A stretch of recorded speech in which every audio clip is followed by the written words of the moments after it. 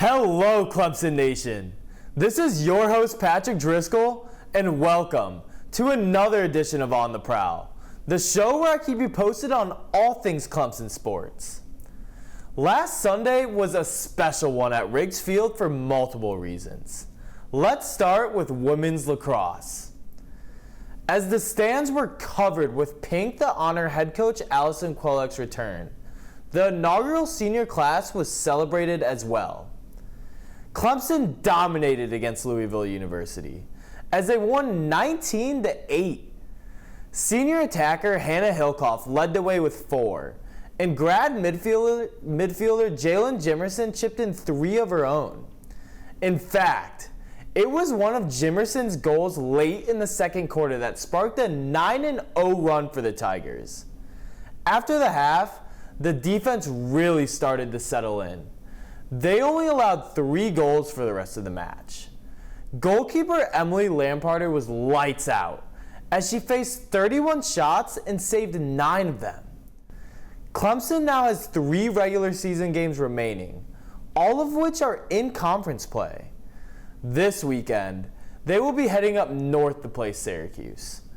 First draw will take place at 2 o'clock this Saturday. Go get 'em! Moving on to softball, a trend we've seen this year has been wins in 5-inning games. Last weekend, Clemson swept Boston College, continuing that trend. The Tigers are now 36-1 on the year, and now have won a program record 22 straight. Softball is undefeated in conference play, and Sunday's win over BC marked their 4th ACC sweep of the year. But wait, there's more. Clemson now has 15 run rules on the season, along with 16 shutout victories. Absolutely phenomenal. Clemson plays Furman Wednesday evening, with an ACC home series against Florida State starting the next day. There will be plenty of action at McWhorter Stadium this week. Come out and give them your support. Clemson baseball took on their toughest foe yet last weekend, the number 2 ranked Wake Forest Demon Deacons. They fought hard, as Friday and Saturday's games both came down to 1 run. While it didn't go their way, Eric Bakich can take positives from the series as the season heats up. Clemson gets a short break from ACC action as they prepare for a big in-state battle at DKS. First pitch against number 19 Coastal Carolina is set for 6 o'clock today. Moving to track and field, the men and women showed out at the 95th edition of the Texas Relays. While I can't fit everything, here's the rundown. Thursday, we saw barriers broken across the board. For the throwers, Daniel Cope and Marie Forbes took care of business in the hammer throw. Daniel now ranks 3rd in school history, while Marie is currently 8th in the country.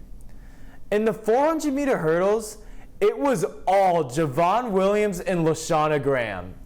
In fact, Williams broke the 50-second barrier for the first time in his career. Graham's performance moves her from 10th to 6th in Clemson history.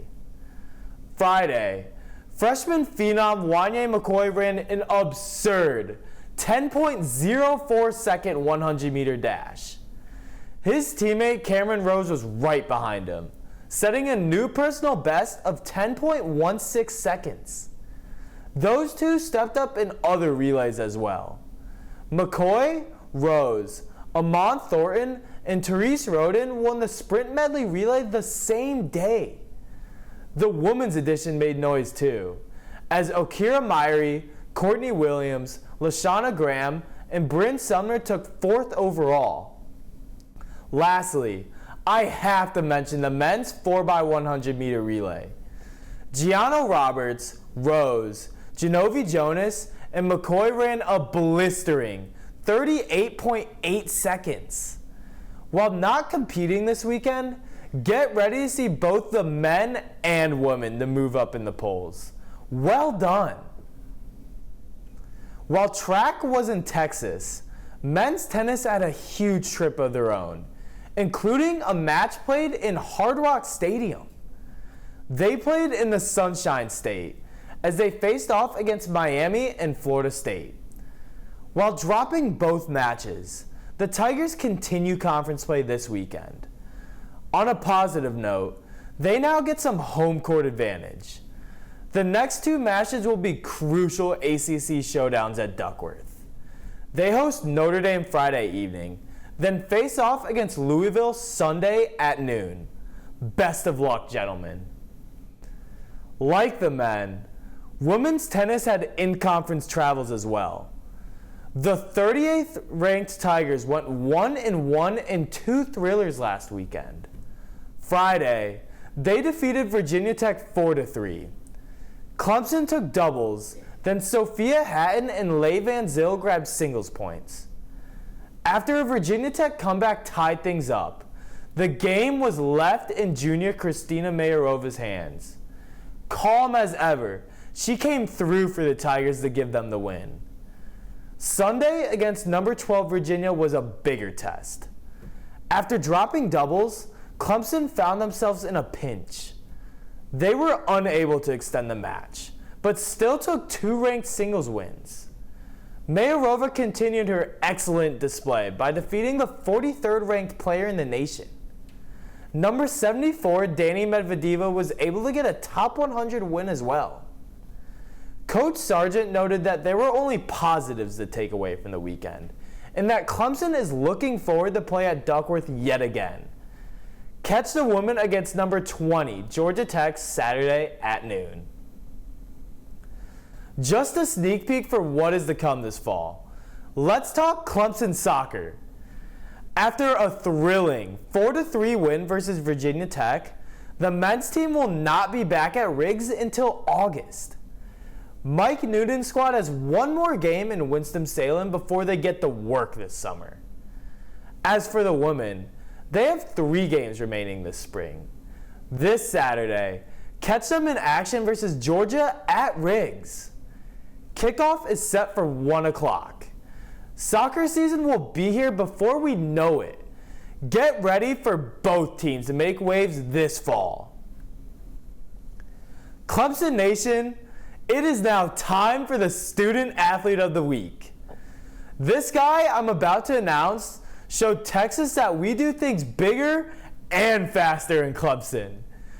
And your Athlete of the Week is Cameron Rose, sprinter, Clemson track. You are the Athlete of the Week. Individually, Rose accomplished a new personal best in the 100 meters with a time of 10.16 seconds. The same day, he ran the 200-meter leg of the sprint medley relay that took first overall. While that sounds good enough, Cam wasn't done yet. The following day, he was a part of the men's 4x100-meter relay that took fourth. The 4x1 now sits at 5th in the nation and 1st in the ACC. Did I mention 3rd in school history as well? Safe to say, Cam's trip to the Lone Star State was a successful one. Congratulations, Cam. While one of the shorter editions, that doesn't change the fact that every week is a special one for Clemson Athletics. I'm your host, Patrick Driscoll, and thank you for tuning in. See you next week.